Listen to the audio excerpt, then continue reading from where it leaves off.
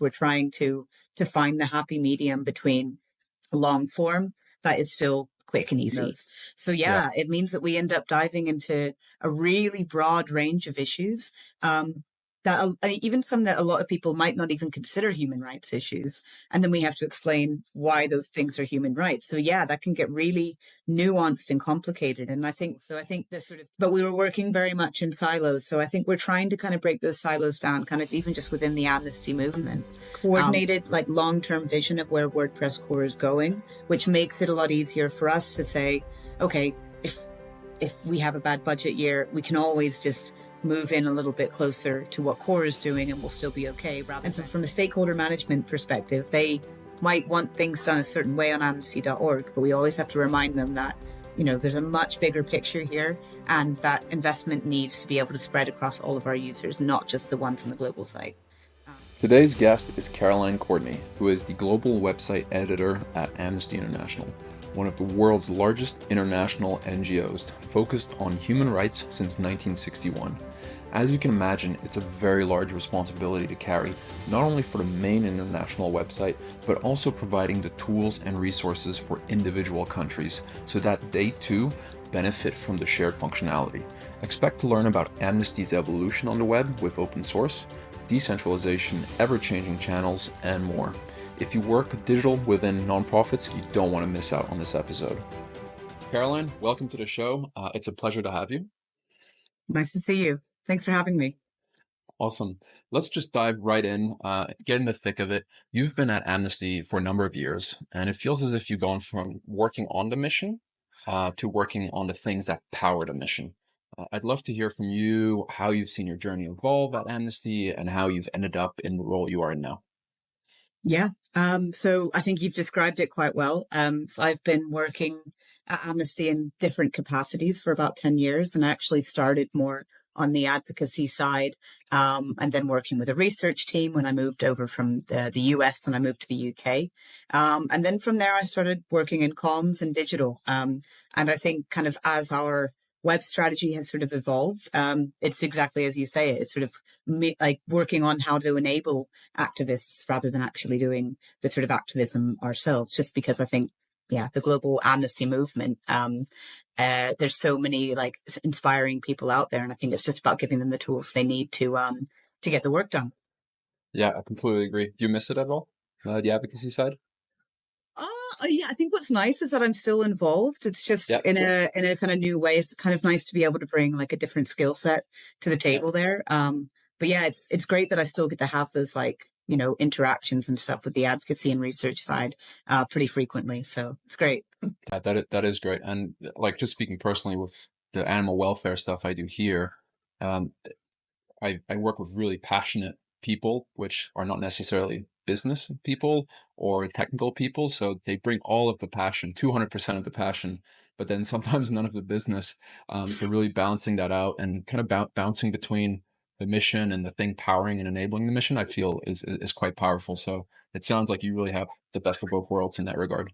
Yeah, definitely. I mean, I think it's interesting that you make that point. I think oftentimes a lot of campaigners can maybe have a harder time seeing outside of the bubble of what they're working on. But I think it's nice to kind of work within the sort of enabling capacity space, because you can kind of tell them what other people are working on as well, because you get so much broad reach around different campaigns that are happening around the world, that you can really kind of give them that sort of overarching picture of what other people are doing and how to create tools that work for all of them rather than just some of them. Yeah, that scale is the big unlock. Yeah, 100%. Yeah, I completely agree. So keeping on mission, Amnesty does absolutely crucial, fundamental work. But I can't help, have that feeling that many of the topics, despite being so important, are actually very complex. Just looking at the homepage now, we're talking about the Maasai people being pushed out of northern Tanzania, or another topic is about extending the weapons embargo from Darfur to the rest of Sudan. These aren't necessarily easy TikTok bite-sized topics. Have you, witnessed a shift in people's appetite or attention span, working through digital and these complex initiatives? How do you, see this unfolding and how do you adapt to this?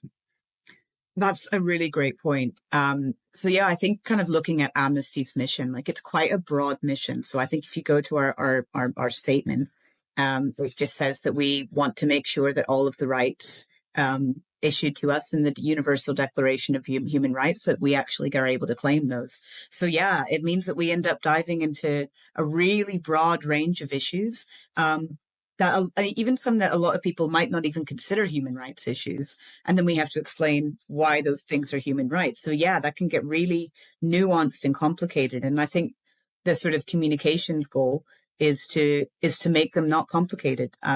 But you don't want to sort of minimize the nuance. You don't want to take away that nuance because these are nuanced issues, but you also want to pose it to audiences maybe hearing about this for the first time, that it's a no-brainer. Like, of course, these are your rights. We don't want to say that it's complicated, but there obviously are complications that you can't ignore.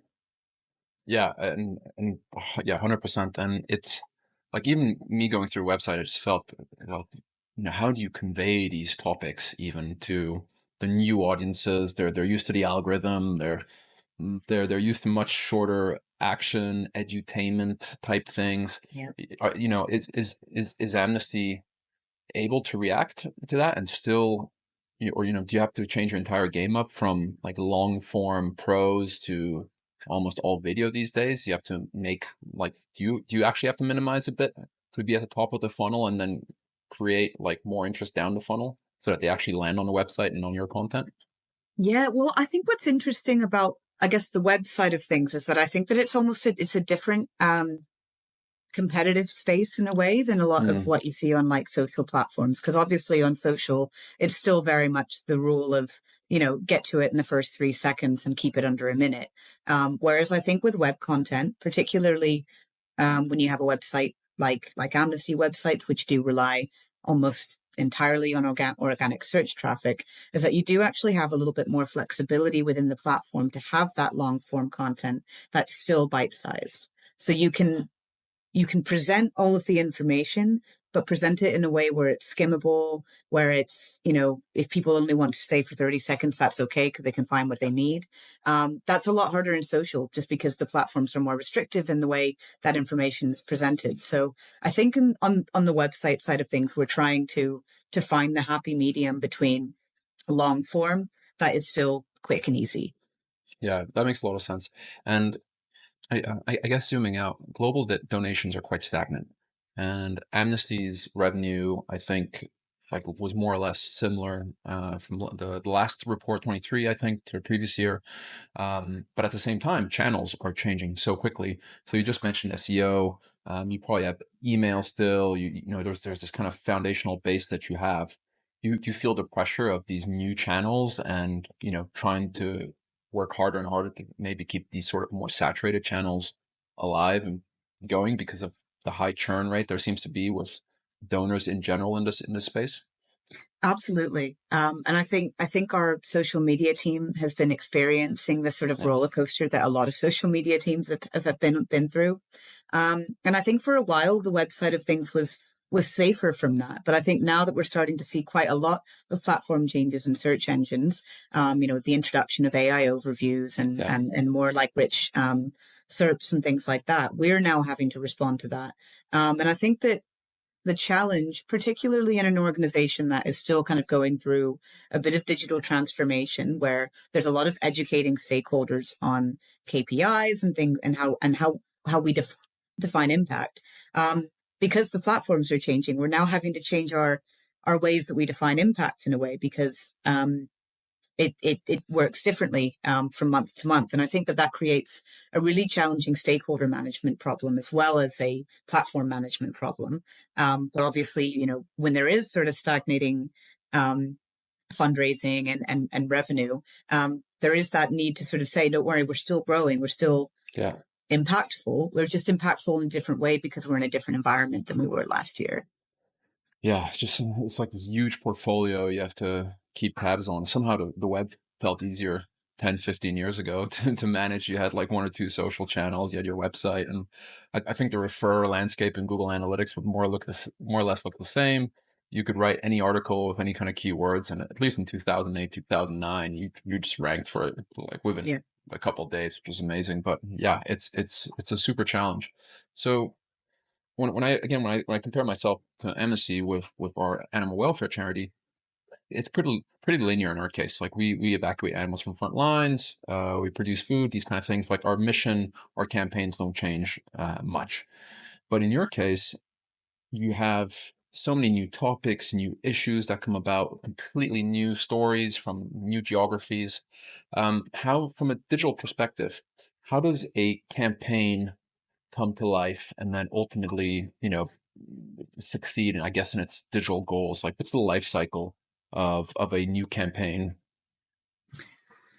I guess it depends a bit on the campaign, particularly with Amnesty, where it might be something that we feel like our audiences might be hearing about for the first time. But actually, Amnesty has a quite a long history of campaigning, but just at the more localized level. But if we want to take that sort of localized work and give it a more global audience, which I think, in terms of where my team sit in the kind of wider Amnesty structure, that's often the challenge we're presented. So in a lot of cases, we actually do have like quite a detailed and broad body of work to sort of operate from, and then find a way to introduce that to our global audience. So it really starts from just explaining it in very basic terms at the very beginning.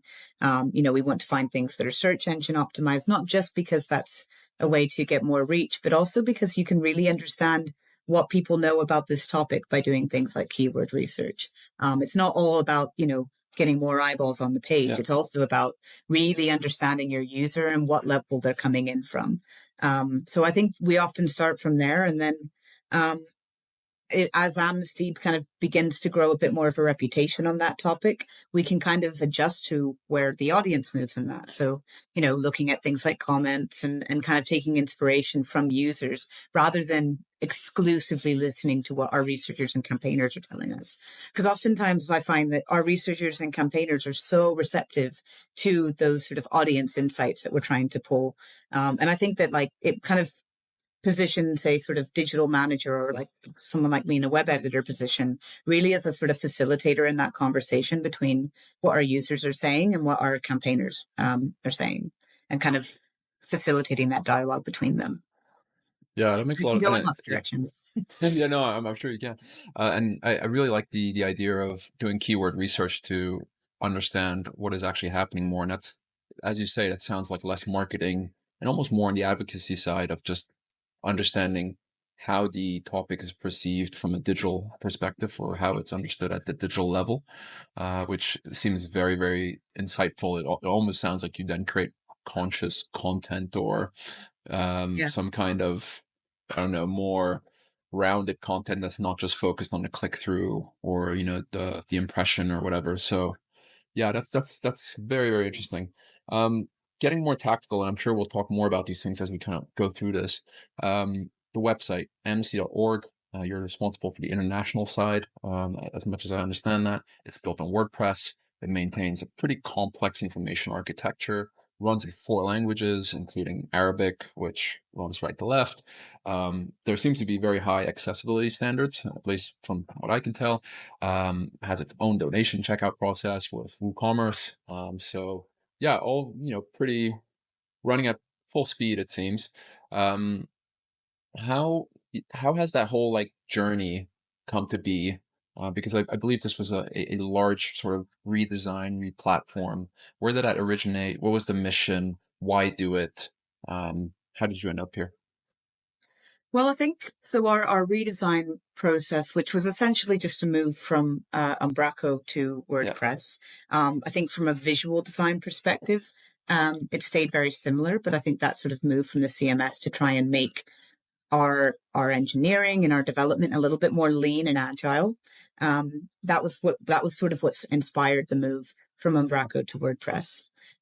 Looking at cost efficiency, and a few other things. I think also just kind of the WordPress open source community ethos. Really, we just felt like really resonated with what we in the Amnesty Web Ops team were trying to do. And a lot of that has to do with the humanity theme, which is the WordPress theme that we developed, which we share with our country offices. So everything that we make in the global team for amnesty.org can be used for free by any of our smaller country offices to run their own kind of like localized campaigns and localized content. So I think the issue that we'd had at Amnesty before is because we had this, we're an international organization and we want to be as decentralized as possible so that these local teams have the autonomy that they need to have impactful campaigns that are relevant to their audiences. We were finding is that there was a lot of cost duplication happening in terms of website management. And I think at different standards as well. So we found that if we could cover the sort of risk and responsibility of a lot of the infrastructure management and engineering, then that enables our local teams to be a lot more effective at the things they're really good at, without having to carry the burden of things like information security and downtime and things like that. We can cover that with the humanity theme and also feature development as well. But then it's not just the humanity theme.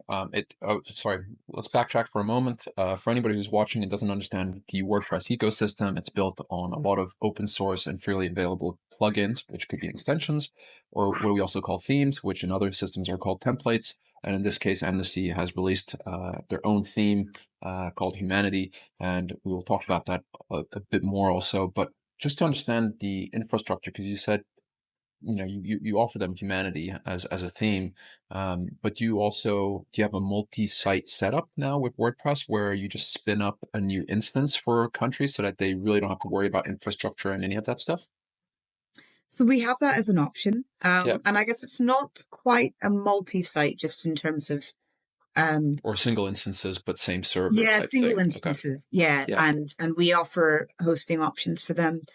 In some cases, they want to use plugins that are sort of outside of our approved list of what we can, manage for them, in which case they have the autonomy to be able to self-host and self-update. It also allows them to do their own custom development that's not vetted within the sort of main repository of the humanity theme. So we want to give people as many options and flexibility. We don't kind of want to dictate this is how we do things, but we also want to give them the option to not have to carry the responsibility that often comes with running an Amnesty website.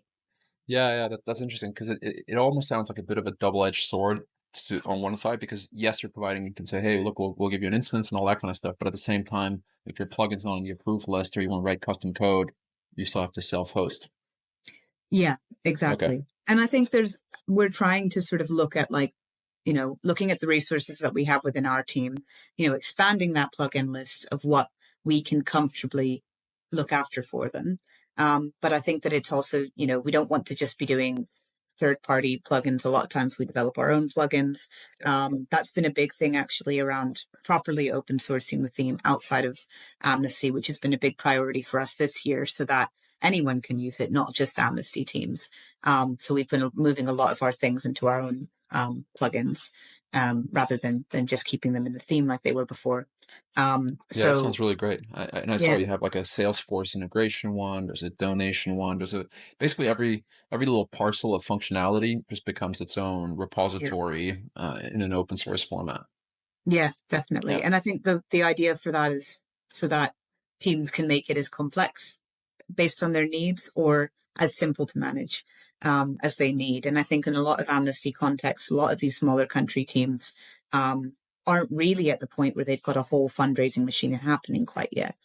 So that we don't need to overcomplicate the administration of those sites by having something like a Salesforce plugin there if it's not something that they need.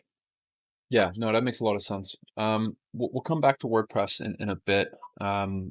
Focusing on the functionality of the site a bit.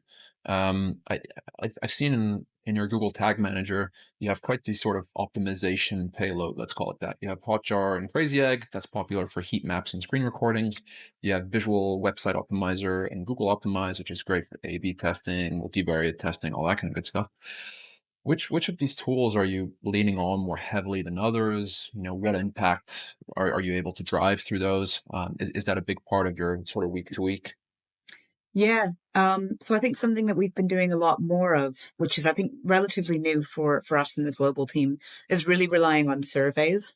I think in terms of creating that sort of more honest dialogue between our teams and people, we need to actually let people say what they think rather than us just observing behaviors and purely making decisions based on observable behavior. So I really want to try and create that dialogue more with users by having survey responses. And I think a lot of that kind of comes down to trying to understand the sort of like the human emotions and motivations behind what brings people to our site rather than just what they're clicking on. Obviously, we still do conversion optimization. We still are looking at things like heat maps and things like that. But I really think that those insights need to be paired with how users describe their actual motivations and reasons for coming to our site.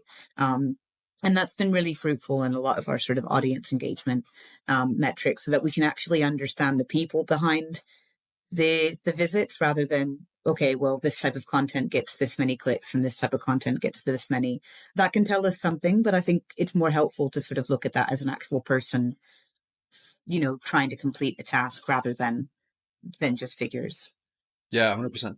And I think that comes back to Startup 101, talking to your users all the time, because no matter how many metrics, KPIs, or sort of third-party stats where you're kind of like the observer of their actions, you take in, they'll never tell you as much as talking to them directly. And are these surveys like long-form surveys, or the kind of pop-up survey in the corner where you just ask one question and then, try to get their response? Yeah, so we keep them really short and sweet, Yeah, mainly because, we want to try and like avoid as much kind of self-selection bias as yeah, possible. Because that's obviously something that we need to keep, I would love to have long conversations with the people who can tell us everything yeah, about why they're on Amnesty. yeah, I think that's something I'm looking into as well. But I think that what's more useful at the moment is that, okay, two questions for you, and then if you've got anything else to say at the end, then you can go on for as long as you like. But we change that survey every month, so we kind of keep a really okay, quick cycle of that. Just kind of understanding, like, one of the questions that we ask quite a bit is, are you here to complete a school-related task or work-related task or visiting in your personal time? And interesting. then follow-up questions based on that. And I think this is one of my favorite things to tell our campaigners is that like 50% of our audience are, young students, either in secondary school level or bachelor's level, completing a task for school. And I think that's really relevant for us to kind of have in the back of our minds when we're creating content, because that's obviously a very specific use case. That maybe, it's something that we're like really effective in, that we're a very reliable source of information, but that maybe we shouldn't be asking them to donate because they might not be really the donate types. Maybe we need to be looking at different types of content to sort of Yeah. push to that donation funnel. So, yeah, I think having that sort of dialogue with users is super important. Was this audience type, between students and like more regular visitors, the most surprising of these surveys? What are you willing to share in terms of the one survey that really just caught everybody by surprise and I really think I changed think your that was a way? big one. Yeah. Okay. Yeah, Cool. and I think so. When one of the if we had one that we've run a few times to kind of like see if we get the same results, because obviously because we're Okay. only running them for a month at a time, we kind of need to do a little bit of like, you know check in on those figures and see if they're consistent, because there's obviously quite a bit of fluctuation depending on the work that we're doing. But that is one that was kind of coming back consistent, kind of between the sort of 40 and 50% mark. We're saying that they were there Wow. for a school related task. Um, and I think, it really was a big turn in terms of like what a lot of our colleagues were, the kind of audience personas that a lot of our colleagues were really focusing on. A lot of that is sort of, journalists and people in the media, and also people in higher education, or within, in other international organizations, who we just found either responded to surveys a lot less or just were not as present on our site as we thought they would be. Um, and I think it doesn't mean to say that those audience personas aren't important. It's not just Absolutely. about, the number of people, but I do think it's an important thing to bring to that conversation, of, the people that are visiting our site are not the people you think. Yeah. I would have never And that guessed can that. have a positive side too. Yeah. I would have not guessed it at all. That, a big component is students trying to access a human rights Wikipedia of sorts to learn more and get source material in terms of what's happening, because they trust you in terms of how far or the the legacy and the sort of ethical framework of the organization and keeping everything at a very high standard and very detailed. So I get that, absolutely. That's one side. And then you spoke about donations. I think donations is obviously a big part of any NGO nonprofit website. And what's been interesting is that for the international site, you've leveraged WordPress and WooCommerce and essentially built your own checkout process. Can you explain how this came to be versus some of these more SaaS integrators that can take anywhere from, up to like 4 or 5% of the donation fee? I see some disparity there with like the international Amnesty site and then the country ones, because like at the Swiss level, they use a SaaS platform that takes, I think, at least 2.5%. But the benefit is that you can also integrate with all the local scan, one click, one press, whatever, one touch payments solutions. So there's a give and take here. But how did your team think about this donation process, building it up? Are there any future plans around that? So I think on the amnesty.org website, as you've mentioned, it does work quite differently to a lot of our country teams.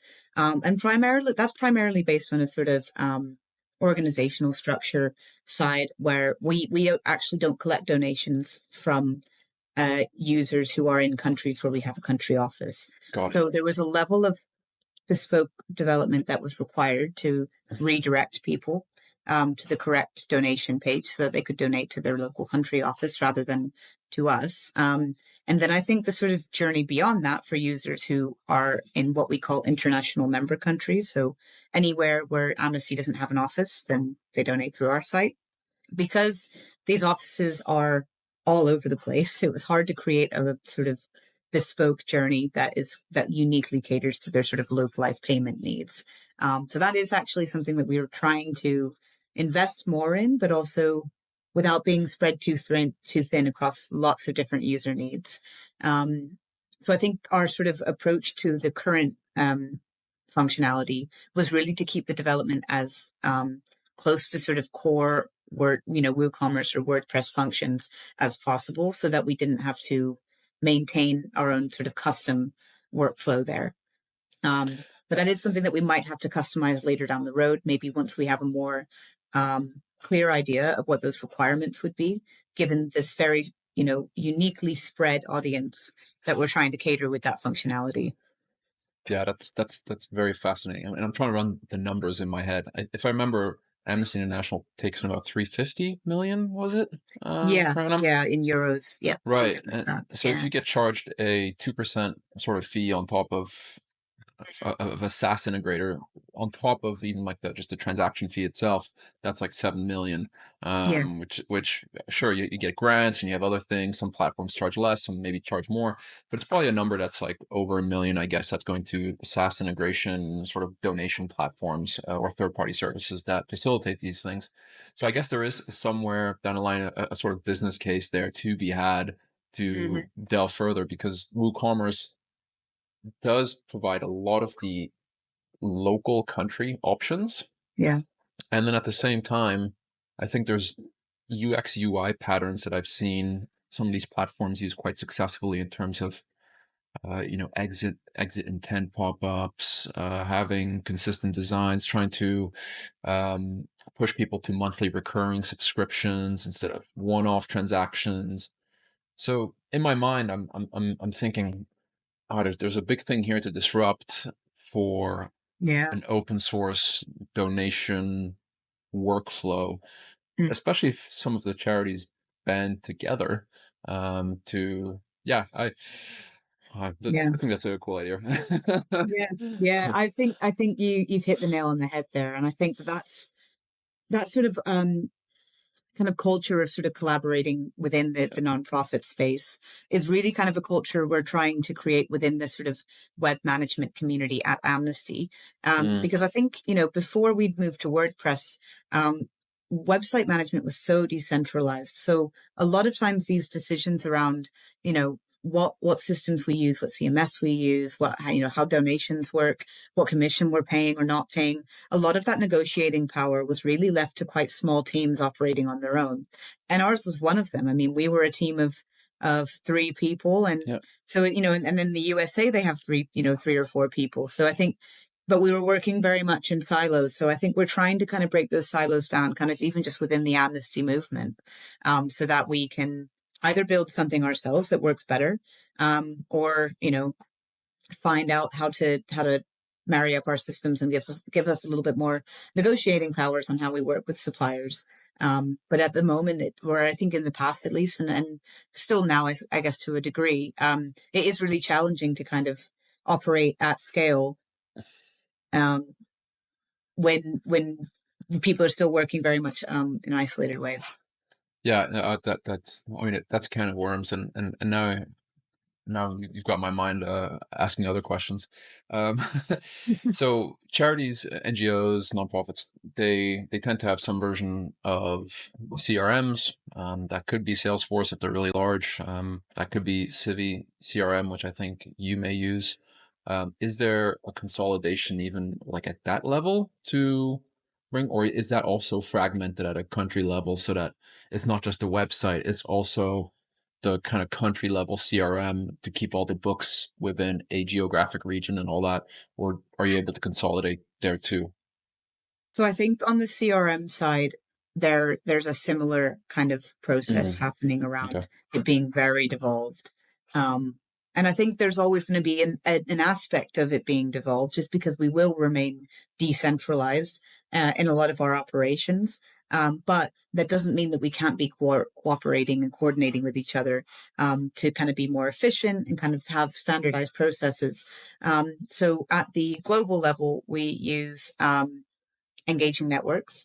And there's a team within the global team where I work that is sort of working with a lot of the country offices, to sort of find out if engaging networks is also a good option for them. And then a separate instance is organized. What's good about it being done that way is that our team can kind of help with this sort of data migration to engaging networks if it's an appropriate option for them, so that there is a sort of like core standards being followed. Because oftentimes when those conversations start, especially if they're using a different system, it's kind of hard to migrate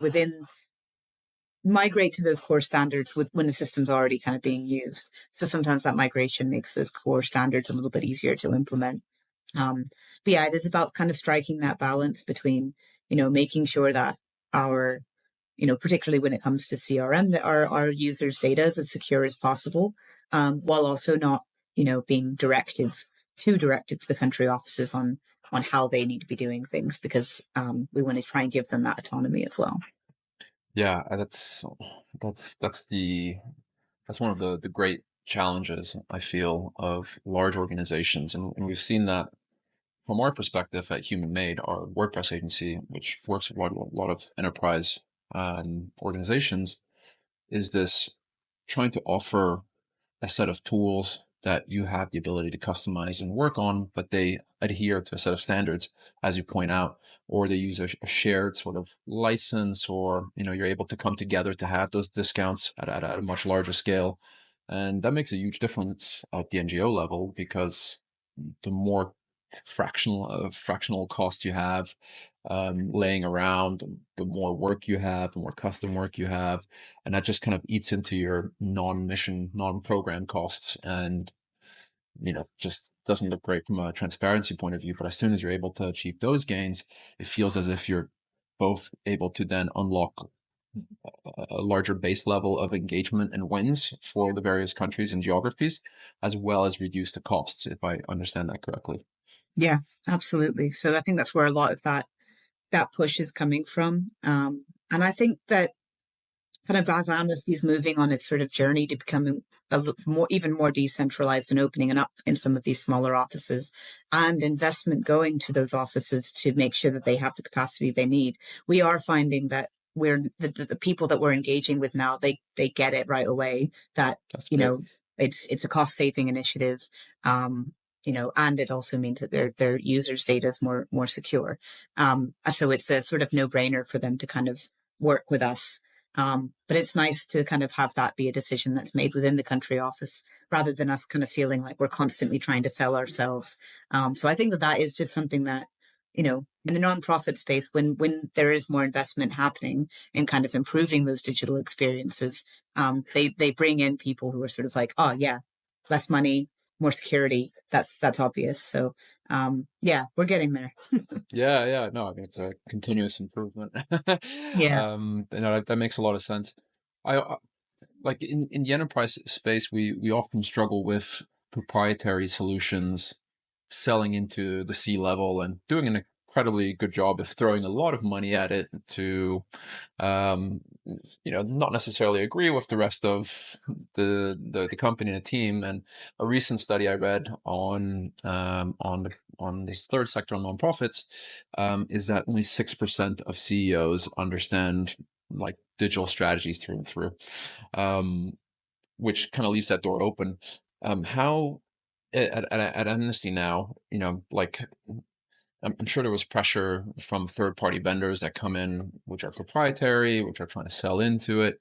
How, like you've mentioned costs to a degree with WordPress, but how much of this decision was driven from a philosophical side, and how much of it was driven from a cost side? And yeah, just curiosity in terms of how that decision came to be, because I can see there's a lot of love for open source and wanting to help others, but I'm also trying to understand the kind of budget financial side of things. Yeah, I think, how do I put that? I sort of see the two as very, very similar. I think what the sort of cost efficiency that I think happens within WordPress, the sort of ability to sort of like scale up if you need to, but then also kind of be able to move back closer to core if you're finding that the sort of overall maintenance of feature development is becoming a bit too taxing on the resources that we have. That ability to kind of like change direction a bit and move towards core is really, really helpful. And I think that there's a more coordinated, like long-term vision of where WordPress core is going, which makes it a lot easier for us to say, okay, if we have a bad budget year, we can always just move in a little bit closer to what core is doing and we'll still be okay, rather than with a lot of other more proprietary options. It's that sort of, we've developed this feature, now we've got to look after it until it gets replaced, which makes it a lot harder to go in different directions, because you're like, Yeah.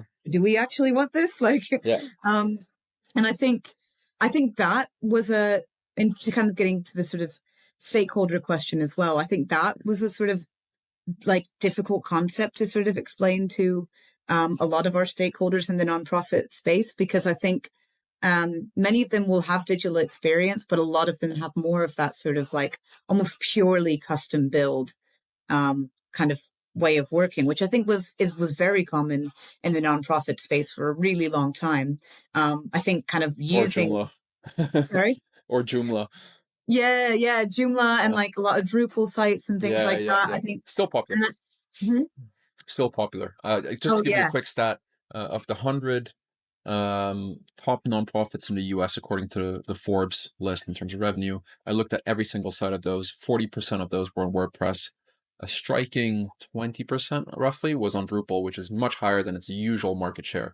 So we see the majority of sites on WordPress or Drupal, which is really a testament to how far that has come, and I think echoes your decision in that regard. yeah. I know that there's still quite a few of this country offices that still run on Drupal. And I think that it's not so much that I think it is working for them in a lot of Yep. contexts. And as long as they're sort of resourcing it properly and they kind of have a good direction on where they're going with it, then I think it makes sense, especially for some of the bigger country offices. I think that's a good solution. But I think, yeah, as a sort of global team to kind of explain that, we're not just running amnesty.org, that we've kind of taken this sort of principled vision, which again, I think is very much in line with the sort of philosophy of like open source development that I think is really strong within WordPress, that we sort of wanted to adopt that, not only are we running the global site, but we also want to make sure that these, 45 other sites that we're we're supporting can also benefit from everything that we're doing. And I think it's like recognizing that the sort of reality and challenges that they face might often be quite different from the ones that we face. And so from a stakeholder management perspective, they might want things done a certain way on amnesty.org, but we always have to remind them that, there's a much bigger picture here, and that investment needs to be able to spread across all of our users, not just the ones on the global site. Yeah. And that's a constant back and forth. But I do think we're getting there. And I think, as costs, and we kind of go through different waves of worrying about revenue. I think that that's something that will resonate a lot more with stakeholders, and sometimes and less than others. So I think it's a sort of learning journey, but we're getting there. Yeah. I mean, from everything I've seen, you're doing a wonderful job. So kudos to the central team, and working towards this decentralization. There's none of these things ever happen overnight, and the fact that they're happening at all is already a testament, I think, to quite a lot of internal success, because WordPress does not have the marketing material, let's say, to go and say, hey, this is a great solution for this. There's core over here. You can roll back if you want. Like, everything you just talked about is not something that's well marketed. There's no info packets for C-suite stakeholders. There's no plain English. You're the person with the rest of your team that has to go and essentially sell this and do the marketing yourself. And then on top of that, say how you're going to execute it for Amnesty. So yeah, kudos. That's it's a lot of work. It seems like you're on a successful path in that regard. Do you wish that WordPress, are there any limitations you're hitting with WordPress?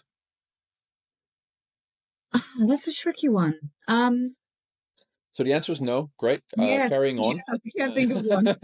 Just kidding. Just kidding. Go ahead. I suppose. I mean, I think kind of going off of what you were sort of talking about before around, WordPress not having that sort of like big enterprise marketing push to kind of bring more users in. A lot of it is based on kind of word of mouth. I do think that for a project like ours, where we're trying to convince people to sort of pull their resources into one pot. That does, I think that WordPress's reputation is more of a like small personal blog type platform, I think is a bit of a barrier, primarily because I think in some contexts it doesn't have that same reputation as an enterprise solution. So I think that that's why a lot of people will stay with, Drupal or Joomla or others, is because they sort of think, well, that's for big businesses. And if, we've got a team of, 50 or 60 people, then maybe a WordPress site won't be able to do what we need it to do. And I think that awareness that like it can, you just only know, your use case of it might have been in a more personal context, but it actually has quite a few tricks that it's hiding from you in order to make that personal experience make sense. Yeah, that's well put. Yeah, there's a narrative, I think, around WordPress and scalability that, I find I encounter quite a lot. But I think in our experience, its flexibility is what enabled us to scale in the way that we needed to. And maybe that has to do with our sort of unique kind of organizational structure.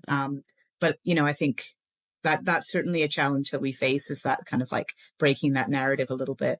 But what's been encouraging is that when we do show people our theme, and particularly how we do it on amnesty.org, which is a particularly large site, a lot of people are sort of like, oh, wow, okay, I didn't know that happened, right? Which is encouraging. Yeah. That's very encouraging. So what you're saying is I should organize a roundtable with digital leaders such as yourself at various nonprofits and get them all into a room to talk about how we can work together on a set of plugins and other articles and content. Exactly. That is exactly it. We should do that. That's a good idea. Yeah. No, that sounds amazing. Yeah, no, super happy to hear that. Yeah, it's a fascinating tool. It's been a big part of our journey, obviously. But open source as a whole has been, and I think, working the open data, just everything kind of pulled together is just so valuable, especially nowadays where information is so polarized. There's disinformation. It's just, yeah, it's not humanity's greatest time. Sorry, not your theme. Yeah. Difficult with the name. Yeah. Joking. So switching gears just a little bit, we've talked a bit about data, we've talked about conversion, things like that. With the web team, are you part of a larger data journey within the organization? I'm assuming you don't have a CDP in that regard, but how does data or maybe you do, but what does the data landscape look like? I'm not as familiar in terms of like supporter data, if that's if that's what you're referring. Leading to business intelligence, potentially you're reactivating the data on personalization. I mean, Yeah, this is it's already foreign to many enterprise clients that are not in the B2C space, or direct to consumer. yeah. But it's then very, very foreign to NGOs and the whole nonprofit space. So, but still very curious because it seems like you're still going quite far with a lot of your web stuff. So I feel like there's probably some inklings and some beginnings of a more holistic view around analytics and business intelligence.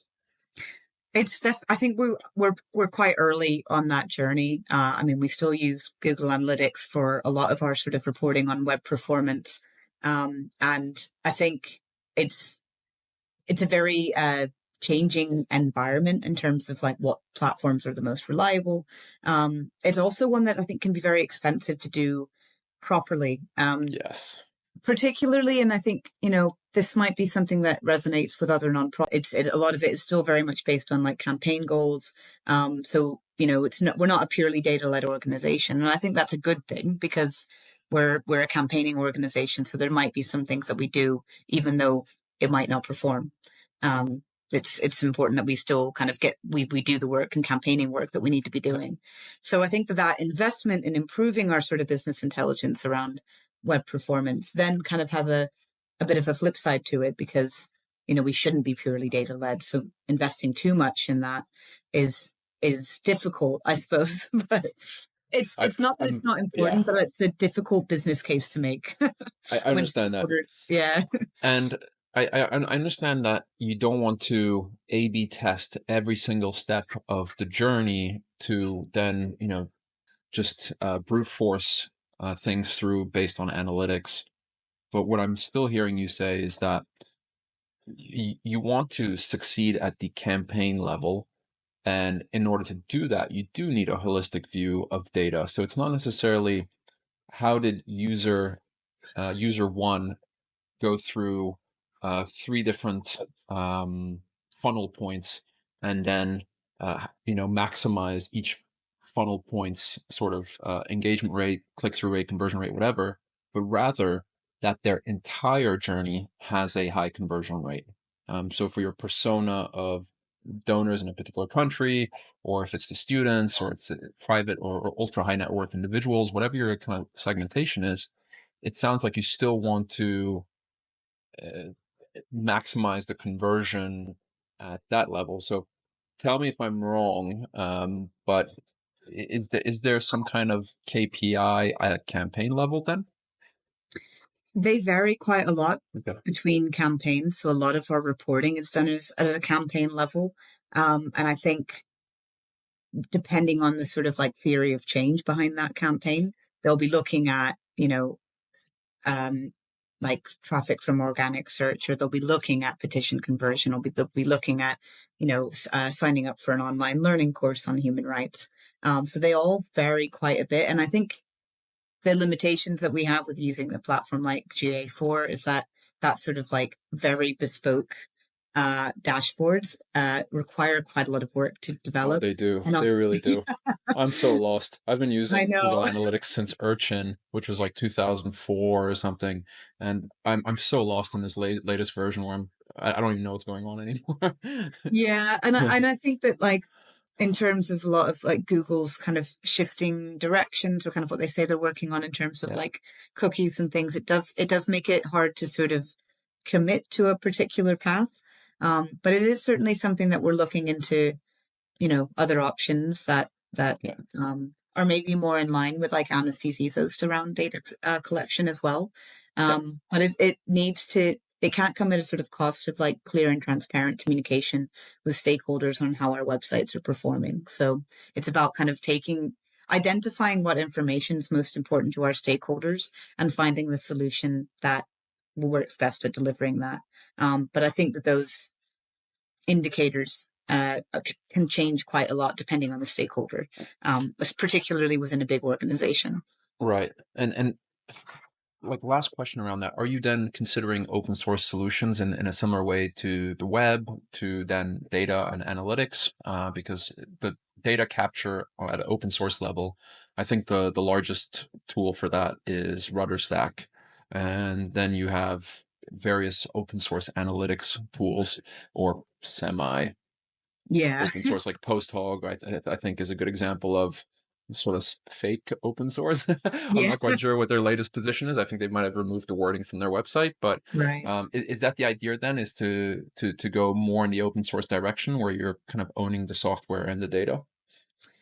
I think we'd have to sort of properly look at it from a risk assessment perspective. I Yeah. think, particularly when it comes to user data, I think from the CMS side, we certainly put the sort of business case forward around, okay, we're open sourcing, but there are certain things like brand identity, and we had to give those sort of assurances that that open sourcing wouldn't then create vulnerabilities. And I think we'd have to run a similar exercise around user data management, because that is something that is like very, very high on Amnesty's list of concerns, particularly, given a lot of the teams that we're supporting are working in quite hostile environments for human rights activists. So, yeah, yeah. So it's, we have to, before we do anything, I think anything that we do on .org or amnesty.org is sort of recognized as a sort of endorsement. So I think we have to be very Understand. cautious That about makes a lot of sense. what we approach, Yeah. because what might work for us might not work for Amnesty Ukraine, might not work for, Amnesty, Zimbabwe. But So we that's have also to be part really of the open cautious about. source like project's mission is to also be able to respond to these things and have the right documentation around that. Because a lot of open source projects may be quite enterprise focused for like just on that kind of side of things, not necessarily taking the full breadth of ethical considerations throughout the world into perspective, which I think is probably very, very valuable. I feel like at WordPress, with the WordPress project, I've seen so much of that go into it, but it's maybe not necessarily the case with other enterprise open source tools. The beauty of WordPress is that it has spanned Yeah, the whole kind of plethora of like different organization types, individuals, dissidents, whatever that may be.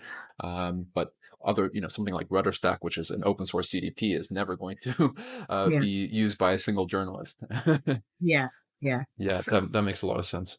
Um, cool. Coming back to the humanity theme, have you had any interest from outside the organization at all? So I think we're still really early in our open source journey. So it's only back in March this year, so we're in 2024 now, that we fully open sourced our theme. There's still a few things that we need to do, I think, to make it like very accessible to anyone, for anyone to just kind of pick Mm, it up and grab it and run with it, particularly in an activist context where, yeah, they might not have done this before, they might not have engaged with open source projects before. So we're still trying to like make that sort of as user friendly as possible without an assumption that everyone has the technical knowledge to do, pull from GitHub. Um, but yeah, so I think at the moment we're just trying to share the word around about the theme, and kind of getting feedback as well from other organizations outside of the Amnesty bubble, to kind of get feedback on what we would need to add. I think that that's one of the very exciting but still very challenging things about an open source project like this, is that we need to hear from our potential users on what they're looking for in a theme. I think by no means we're saying that we've got it all right at the beginning. I think what we can say now is that we're very much keen to hear what we need to be looking at kind of a yeah. year down the road, 2 years down the road, to kind of have that as a sort of all-in-one activist package, for Oh, I people like to that. just kind of pull That and sounds run with nice. it. That's good. Yeah, That's good. That's a good H1 to run with, by the way. yeah. I like that a lot. Put the Um, tagline. so for someone watching this, which may be part of a small or large nonprofit, whatever, I'm assuming you'd like for them to use the humanity theme, and if they have interest, to reach out, because I'll leave the link inside the video. But there's a link to reach out to the web team. Is that the way to do things for Yeah, them? absolutely. Okay. And I think if anyone wants to use it, they can just use it however they like. They can build upon it. I think that's really what we're trying to kind of see more of. But also if someone just kind of wants to give us feedback on, Yeah, these we'd are love the to hear really from key them. things. These are the things keeping me from joining. Otherwise, I'd totally do it. That's music to my ears at this point. So Yeah, that's that's invaluable. kind of the next stage, I think, of our sort of growth in the project is to sort of, um, broaden the use cases that we can support. Yeah, that makes a lot of sense. Um, Zooming back out as we're kind of slowly wrapping up, is there something that keeps you up in terms of like the web and where this is all going? And, I feel as if Amnesty is probably like half family for you, or, part of your identity and who you are. What keeps you up in regards of, it's keeping that mission going, that longevity of the web experiences and everything, that's within your remit. What, in this kind of, in these coming years, is at the back of the mind of your mind, and you're saying like, I somehow need to guard against this, or I need to work towards this, or I need to get the organization to think about this. What is this forward looking itch? I think the big one that Easy has question, by really, the yeah, way. such an easy question. The big one I think at the moment is really kind of adopting that, like, a very strong critical lens, like self-reflective lens, on how we approach design justice. I've been really inspired by a lot of work that I've seen. Can you Um, define design justice first yeah, for viewers? I think design justice is this sort of, a critical lens on web development or on digital product development, that sort of looks at where we could be doing better in terms of inclusivity and accessibility of the products that we're developing, and also how the products that we're developing negatively impact people in ways that might not have been designed, but that those are the impacts. So there's a lot of work happening, within the sort of activism space, really kind of first of all saying that a lot of the sort of open source and the beginning of the internet really came from activist decentralized Yes. models, and how it then became a bit more commercialized and a little bit more sanitized, and how that has accidentally and unintentionally in most cases created a bit of a dichotomy between these are the users we serve, these are the users we don't serve. And I think working at Amnesty, I think I'm always reminded how important it is to apply that critical lens especially when I talk about digital best practice to people outside of the West. I'm an American. I'm based in London. Yeah. I have to be really, really careful about the way that I give recommendations to people because I don't know what their context is. So I think working on a big open source project like this, which is rooted in a team that's based in London, I think we need to constantly be kind of thinking about how do we do user research in a way that doesn't alienate people from the global majority. How do we make sure that the learnings and insights that we're pulling from, a lot of the sort of user experience experts are not purely based on, user research conducted in Europe and America. So I think a lot of that is something that it's such a tough nut to crack. But I think it's so important and it's so inspiring to see that it's something that's already on a lot of designers' minds. And that there's a long history of thinking this way, which I think is great. We look at environments like hackathons. They started out as activist spaces. So I think that's something that is very, very exciting, but also very intimidating because it's something that I think impacts, certainly my day-to-day job and how I interact, and how I make decisions. And I think it's one that's obviously very critical to Amnesty's mission. Mm. So yeah, I think that's a big one. That's a really great answer.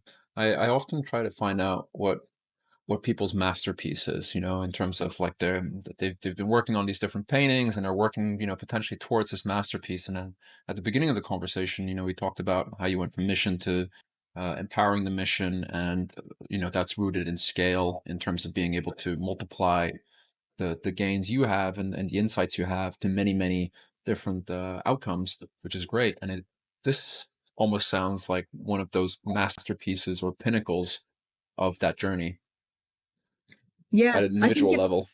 it is one that I think at this stage I'm very much in like a listening position Yeah. and really kind of listening to what what others are sort of doing in that space, and kind of trying to figure out where my like past experience and my current lived experience, how Yeah. that plays into sort of supporting that like much, very macro kind of journey that I think a lot of activists are on.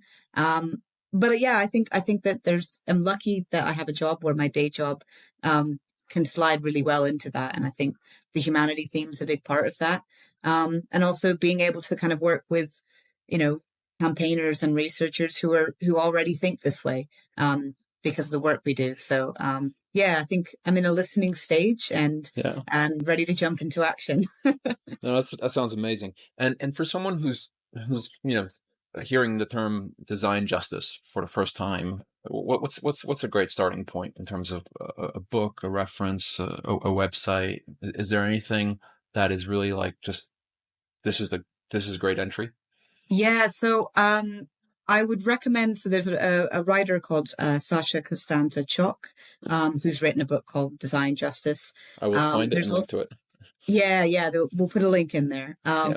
It's great because it's the whole book is available online. They kind of started out as blog posts and then kind of moved into sort of more of a book format. There's also the Design Justice Network, which is a collective of people who had a great place to start in terms of their resources. Is that they've kind of drafted out different principles around product design and how to do that with a sort of justice and accountability lens. So that's I can definitely recommend. And really, yeah, it's great food for thought in Yeah. terms of how this applies in our own individual roles. That sounds amazing. I feel like it's the opposite of dark patterns, but a lot more than that in some ways.